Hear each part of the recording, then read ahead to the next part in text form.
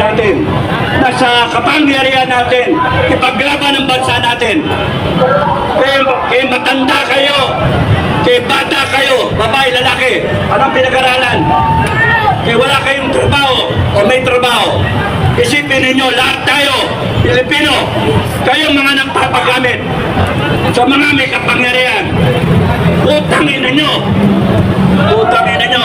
Ayan na, malutong na mura ang natikman nila kay Kapting Tato. Wag ninyong gagalitin ang taong bayan. Kasi nakikita ko, mauwi tayo sa revolusyon. Ayusin natin ito ng maayos, peaceful. Peaceful. Marcos resign! Marcos resign! Marcos resign! Yes! Marcos resign! Yes! Marcos resign! Yes! Kaya panalangin ko sa inyo. Yes! Panalangin ko sa inyo, hanggat magagamit natin ang hinahon, kuminahon tayo, kontrolin natin ang galit natin. Pero kung dadating sa panahon na ilalabas natin yung galit natin, ilabas din yung galit ninyo. Ayun, malinaw! At huwag mawawala ang Panginoon. Huwag mawawala ang Panginoon. Kaya kayo, kahit ano ang inyong reliyon, kaya kayo, Katoliko, Muslim, ang Panginoong Diyos, Almighty God, will guide you. He will guide you. God Almighty will protect you. Maraming salamat. Ayun! Maraming salamat kay Captain Tato Enrique, isa sa mga retiradong opisyal ng Armed Forces of the Philippines na nakikisa sa araw na ito.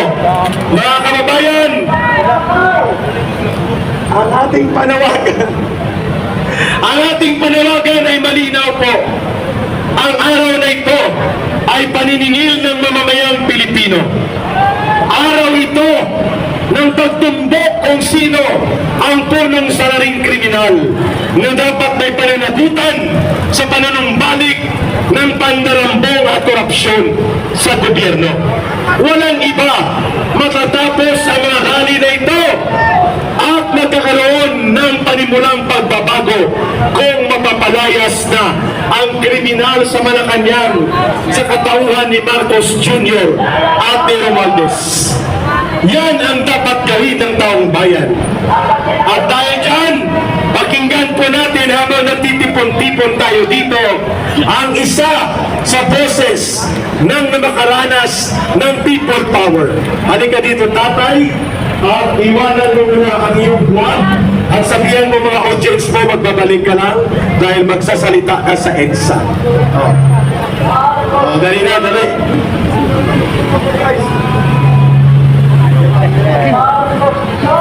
Sukerto! Ako po ay anak! Anak ako ng Piade! Oh, alam ka ni Marco. Santa Cruz, Manila! Naging isa rin akong kasama sa pagpapalayas ng ama ni Bubong Adik Drug Lord Marcos. Isa rin akong naging aktivista noong panahon ng pamumuno ng senior na isang diktador na si Ferdinand Marcos Senior. Isa po kami na nagpatalsik at kami ang kauna-unahan na pumusting dyan sa Welcome Rotunda.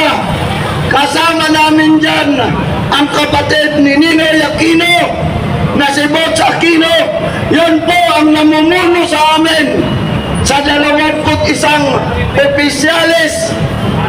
Kami po ang nagpakalat ng mga tralista magmula sa Quiapo, Welcome Rotunda, Cubao, hanggang dito sa Itza. Nagsimula lang po kami ng 200 hanggang umabot ng 400. Pagdating ng pang-apat na buwan, naging mahigit na kami 5,000. Kaya kinontrol na namin hanggang Minjula.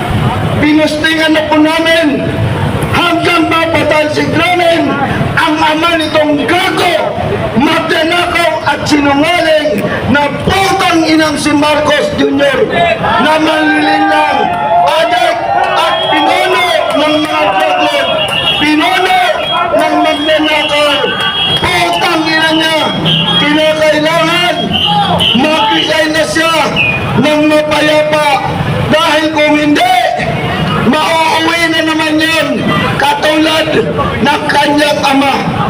Hindi na sila tatanggapin sa iba't ibang bansa dahil sila bistado ng magnanakaw, manluluko, manlilinlang, pinuno ng drug lord dito sa bansang Pilipinas. Nasa Malacanang na ngayon na drugs. Nasa Malacanang na siya mismo ang may hawak. Yung putang inang Marcos, nalusay na yung utak kasi singot ng kokain. Mga kababayan ko, magkaisa na tayo. Huwag natin pababayaan na pinapalangoy na tayo sa baha. Pinapalangoy pa tayo sa kahirapan at sa kagutuman. Umaksyon na tayo habang maaga pa. Yang mga putang nilang bayaran ng mga CBP, MP, NDF, sila ang nakakamal ngayon sa kaban ng bayan. Lalong-lalo na yan, yung akbayan, mga putang ina ninyo. Mga hayop kayo. Nagbago na kayo. Nagbago na kami. Dahil alam namin, noon lang ipinaglalaban namin ay mali. Kaya ngayon, kumakain na kami sa tama. Mga putang ina kayo. Mag-resign na kayo. Magbago na kayo, mga bayan. Maraming salamat. Mabuhay po ang nakikipaglaban sa mga magnanakaw, sa mga adik at drug lord sa Malacanang. Mabuhay po tayong lahat, mga Pilipino. Marcos, Marcos, magnanakaw. Everybody sing! Magnanakaw! Magnanakaw si Marcos. Everybody sing, please! Marcos, Marcos, magnanakaw. Marcos, Marcos, magnanakaw. Marcos, Marcos, magnanakaw. Nakaw si Marcos. Alam nyo, nagbanta si Trump, presidente ng Amerika. Bibilin daw ang Pilipinas. Bayag ba kayo? Dahil sa malaking korupsyon, mismo ang presidente ng Amerika na kung sakaling hindi titigil ang korupsyon dito sa Pilipinas, bibilin daw niya ang Pilipinas dahil nakikita niya ang mga congressman at saka mga kaalyado ng ating presidenteng bangag. Napapansin ho sa iba't ibang bansa ang mga kaalyado ng ating bansang Pilipinas. Ngayon, papayag ba tayo o hindi? Kaya manawagan tayo, lumahoko tayo. Andyan ho ang ating mga kapatiran, mga Katoliko.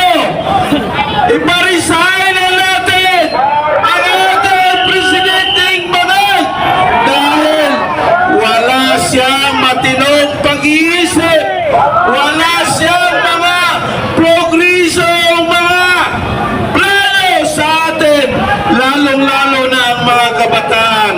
Kawawa ho ang mga Pilipino. Kaya ang panawagan ng